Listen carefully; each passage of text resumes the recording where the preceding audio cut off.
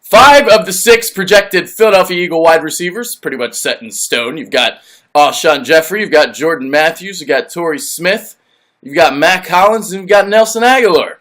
But who's going to be the 6th and final guy that makes the roster? The one guy that's really turning heads, OTAs, started training camp, it's Greg Ward.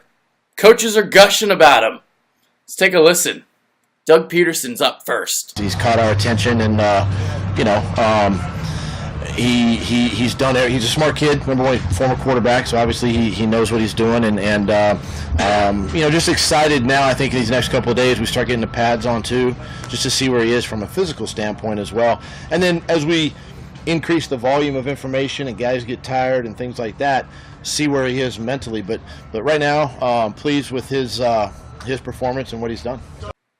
We just heard from Doug.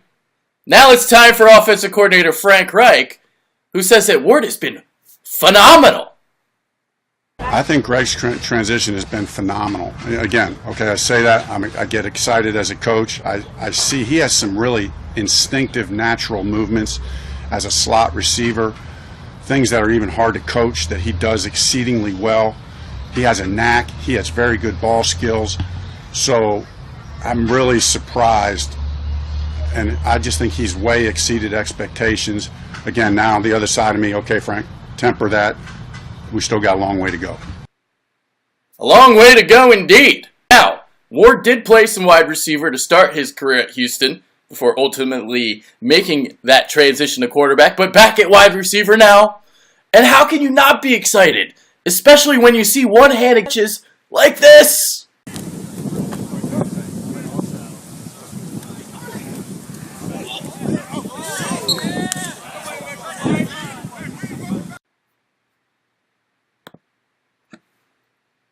What's really working in Greg Ward's favor right now has been the abysmal play of 5th-round rookie Shelton Gibson, who, according to Brandon Lee Gouton of Bleeding Green Nation, he's been the worst of the 11 receivers that are currently on the roster. This is the tweet that really sticks out to you. So here's what Brandon says. He says, he's been 5 times worse than Aguilar was in the regular season last year, but with no defense on the field.